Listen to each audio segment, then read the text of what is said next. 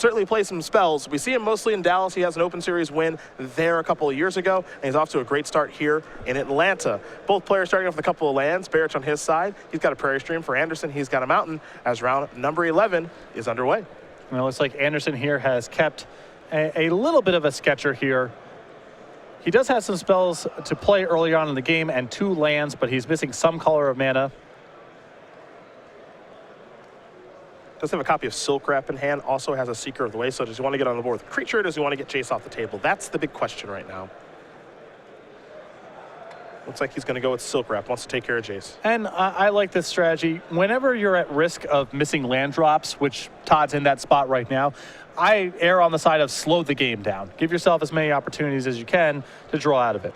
Treasure Cruise the draw there for Anderson. Battlefield Forge will ping him for 1 so he can cast Seeker of the Way. We'll miss that land drop, and we'll be heading back Barich's way here in just a moment. You are going to get some kind of disjointed draws at times with these Jeskai Black decks. Horribly Awry is going to take care of that Seeker of the Way. It's just, you know, the deck is being pulled in a couple of different directions on what it's trying to do mana-wise and card-wise as well. Yeah, you look at the spell selection: Wild Slash, Dispel, Murderous Cut, Treasure Cruise, Silk Wrap, Jeskai Charm, Crackling Doom, Valorous Stance. It's kind of a sampler. Some card drawing, some removal spells, some burn. And as you mentioned, you're going to get some weird-looking draws as a result of this. I love the sampler. One of my favorite menu items. I always hate sampler decks. It has, I'm not saying they're bad. You know, you can imagine the decks that I play and then drawing up opening hands with, you know, a Dispel and a Jeskai Charm and a Valorous Dance and being like, how am I going to make lemonade out of this mixture of lemons? You would lose your mind. I would lose my mind playing these decks. But how do you feel about the sampler at a restaurant like Applebee's? I mean, if I'm already at Applebee's, I guess it's the best you can do. Silk Wrap will take care of the Dragon Master Outcast. Here comes a Shambling Vent with a little bit of flair there from Barich. So clearly he doesn't have much going on. And Todd, well, there's a nice Mountain. That's great. Land's a land. I guess, does he get, okay, he gets to cast something. Yeah. Sure, all right. It's a Monastery Mentor. I think he's expecting a fetch land there, not a basic Mountain. None of these players firing on all cylinders just yet. No, not quite, as Aros is going to take care of the Mentor. Back over to Anderson, we're going to go. Mantis Rider, nice. Let's see what's next here for Aaron. I believe it's a Jace. It's a real Magic card. Todd. Crackling Doom. The camera has not been kind to Todd. It's been a lot of this. Yeah. Though this time, you could argue it's at least a little bit self-inflicted. Todd kept a hand where this was a known risk. He did this to himself. Yeah. And Jace is going to be active.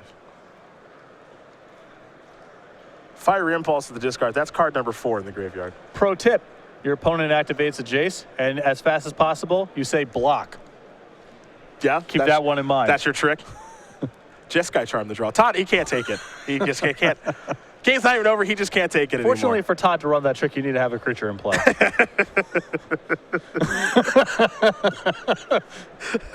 I don't think he was going to draw anything of substance there either, as he looked at the top couple of cards of his deck. Yeah, get a little eyebrow raise there. The facial expression in Magic, it really tells it all sometimes. Aaron Barich up a game here over Todd Anderson in the Jeskai Black Mirror. We take a look at the sideboards. We're going to start with Todd. See if he's got any lands in there. I don't know. 2 Disdainful Strokes, a Strass Dancer, a Hidden Dragon Slayer, Dragon Lord Salumgar, 2 Self-Inflicted Wound, 2 Roshan Cleric, 2 Exert Influence, 2 Radiant Flames, a Sorum Solemn Visitor, and a Master the Unseen. I think we're going to see a bit of a control strategy here with Sorin, Mastery, Radiant Flames, Exert Influence, and the Dragon Lord coming in. Other side of things here for Barich. He's got 4 Disdainful Strokes and Negate, and Exert Influence on the other end. A Search of Righteousness, 2 Roshan Clerics, and no hostilities, a Planner Outburst, and 3 Radiant Flames. I think Aaron's list is a little less likely to go into the control route. He's the more aggressive of the 2. He can still do a little bit of the Radiant Flames, Planar Outburst, and Hostilities action, but I don't think he's well suited to play that role in the matchup here. I think the 1 copy of Surge of Righteousness, Exert Influence, Utter End, Negate can come in, and I'm interested to see how many Disdainful Strokes both of these players go to. Yeah, I don't know exactly how many you want to board in this kind of matchup. I think it's pretty tough to figure out. But we'll see soon enough here as both players do go to the drawing board. I think they're going to be here for a little while. So as they do get ready and Todd Anderson will be on the play, we're going to talk about SCG States here that we're going to have next week. And the Open Series is going to be off. SCG States will be on, and you can find out more about that tournament right now. The forest is my birthright. A second son inherits only scraps. What I protect, my brother would destroy. I earned my strength. My brother earned nothing. By my father's name, By the mother you scorned. I will destroy you. Get these paired playmats only at the StarCityGames.com Autumn 2015 State Championships. Standard on October 17th and Modern on October 18th. Visit StarCityGames.com/states to learn more. October 17th is standard, where you can play Jeskai Black just like everybody else. But October 18th, maybe you dial up that Patrick Sullivan Zoo deck. What do you say? Big changes have been made to the deck, as you mentioned yesterday. I did. Well, I made 2 big changes. Oh, there's a second one. You didn't tell me about the second one. Cut the 4th Destructive Revelry in the sideboard for a 4th copy of Path to Exile. Huge change. That change was coming for a long time. Okay. Cut the 3rd Stomping Ground for a 14th fetch land. Brand new deck. Brand new deck. We'll probably Thanks. have to label it differently in the deck database. Yeah, That's it's important. different now. Watching Todd sideboard, it looks like he did not bring in the Radiant Flames. He's leaving those on the shelf. Okay. Fair enough.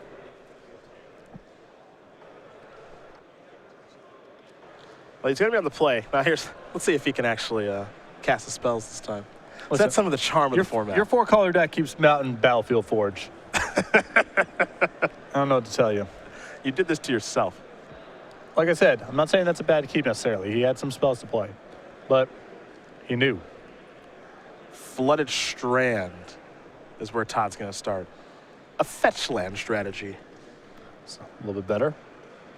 Oh, look at this, a Nomad Outpost. That's a Nomad Outpost. that's a tri-land. Someone didn't get the memo. Yeah. Someone's not on the right mailing list. No. Not to say it's bad, and we've seen these decks run into some color mana issues, so I can appreciate It's actually quite good. it's actually probably. quite good. Yeah. It's just, It's not trendy or hip or cool anymore, Aaron, to play tri-lands. yeah. 16 fetch lands, 1 of each basic, and 1 of each battle land. Yeah. You must have gotten the memo by now. Sunken Hollow is what Todd found with that Flooded Strand. His draw was a Prairie Stream. And it looks like he might be able to get to play some Magic this game. I don't know. His hand's really land heavy. We'll see. Yeah, there's a lot of them, actually. A Mountain, an Island, a Delta, a Stream. There's a Dispel, which is awkward. Oh, there's another land, too. Another Flooded Strand. There's Delta, pass the turn back.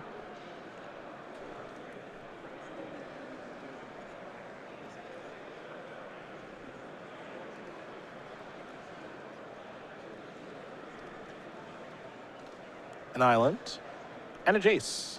Anderson going to sacrifice his Delta relatively quickly here. He's going to search up a Smoldering Marsh.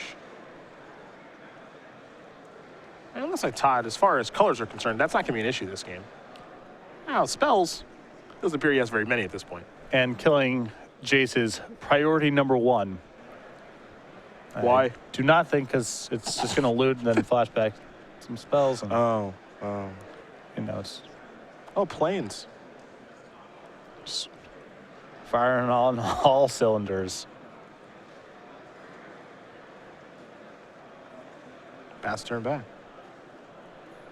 And Barich will draw. But Todd, with the combo in hand, he has Mentor Dispel. Do not play the Mentor this turn, trying to get him. We're using the term combo loosely here this morning. I have never not used the term combo loosely. Combo deck. Yeah. Taiga Kurdape.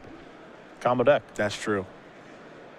Shambling Vent, pass the turn back, and no Jace activation. Interesting little turn there from Aaron. Todd picked up a copy of Seeker of the Way. I wonder if he wants to go that route or if he wants to deploy the Mentor this Well, turn. people reflexively loot with Jace on their own turn, but there's sometimes where you don't know what the worst card in your hand is yet because you don't know what your opponent's going to do on their own turn. So sometimes you just wait. There's Seeker. Also, for what it's worth, sometimes your hand is so good you don't need to loot. Well, these decks always have value putting cards in the graveyard. You would gladly just put the top card of your deck into your graveyard at a moment's notice. So even if your hand can't be improved, you should still be looting. You also want to flashback Jace at some point, or flip over Jace at some point. Sure. A Fire Impulse going to go after the old Seeker. You can see Todd not trying to protect this. Right now, his plan is try to get Mentor plus Dispel plus some other action set up in the same turn. So that Seeker of the Way, he let it out there because of Horribly Awry, was aware that was on the radar. So, and wasn't going to try to fight over that Fiery Impulse. That Seeker of the Way was just bait. Silk Wrap the draw. There's an answer to Jace. Bang. Bang has been announced. Prairie Stream is the land. And the wrap. Don't know if it's the best removal spell in Standard right now, but it certainly feels like it at times. Yeah. Exiling super important, and a lot of things at 2 and 3 mana you want to kill. See what kind of response Barich has here, if any.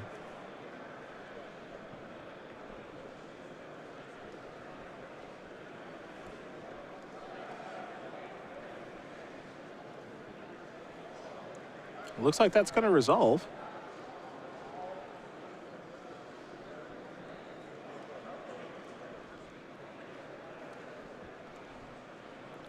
Looks like Aaron may have a response here as far as he might try to, I suppose, flip Jace in response. The Flood Strand's card number 3, and Jace gets you to card number 4, so it's not that challenging. Maybe he can get to card number 5.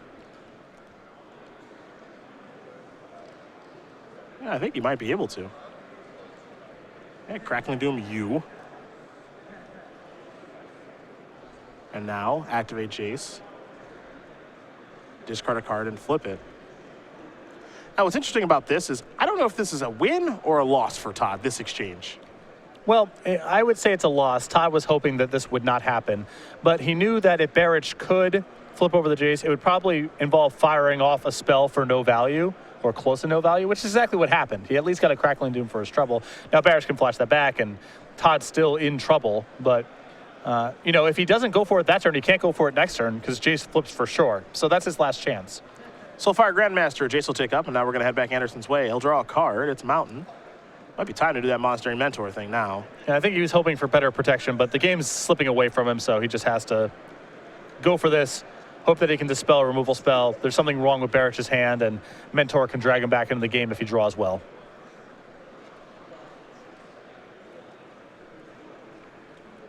Barich with that active Jace, and a Soulfire Grandmaster out there. Todd with just Dispel and a bunch of lands in hand, though Aaron doesn't know that. And Mentor is always a very scary threat, so most players, and I imagine Barich will fall into this camp, will want to try to get that off the table as fast as you can. Yeah. Which is what Todd is hoping happens, and hopes that this spell is good enough to buy some time. Because you can certainly see a situation where Dispel gets him a Monk, maybe he draws into a Treasure Cruise and starts actually doing things. For sure. No, if he's able to get to his turn with Monastery Mentor, he's drawing very live. His hand's 2 lands. He needs more help from here, but he at least has the hope to top deck well.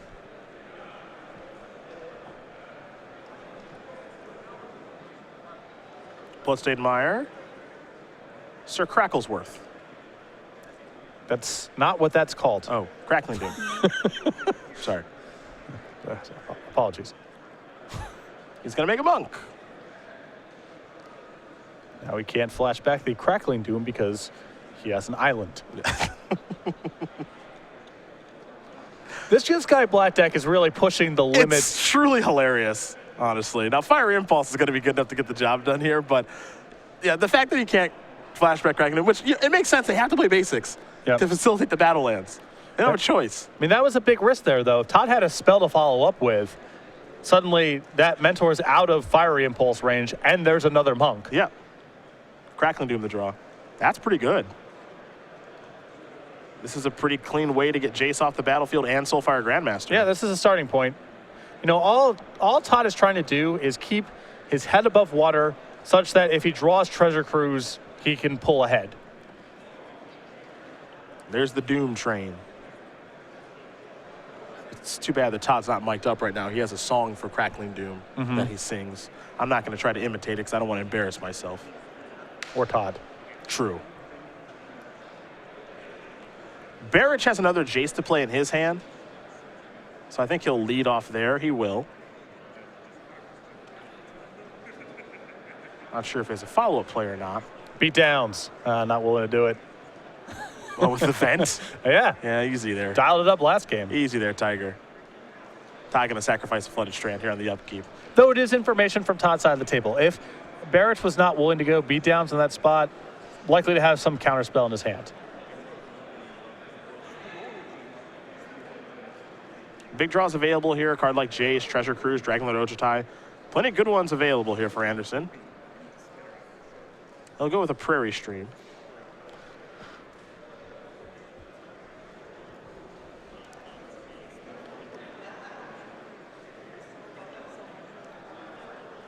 And we'll see what his draw is for the turn, as he's drawn quite a few lands here this game. He's trying to thin the deck out some, increase the draw step. Bloodstained Mire.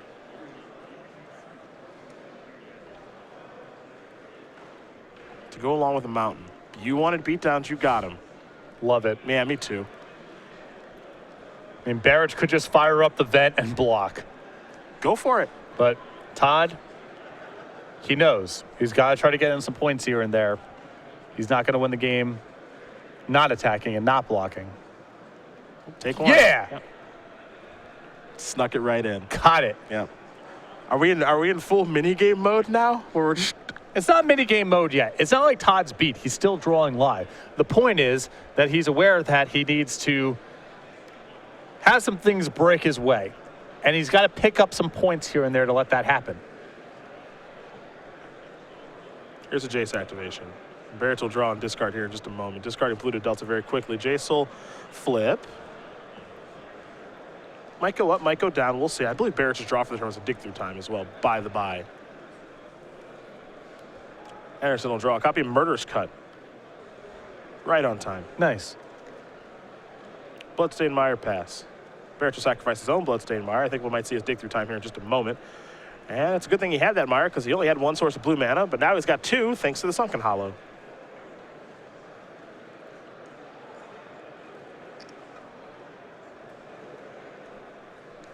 I don't know with the selection of lands that Barich has in play, if it's fair to call this Jeskai Black. It's more of like a Mardu blue. Okay. I don't know. Okay. The Nomad Outpost, at that point, is it fair to call it Jeskai? I don't know. It's got a shambling vent. It's got a shambling He's vent. taking some liberties with what he can do. I'm just saying, definitions are a little odd here. They are. Mantis Rider and Jace, I think. Yeah, that's fair.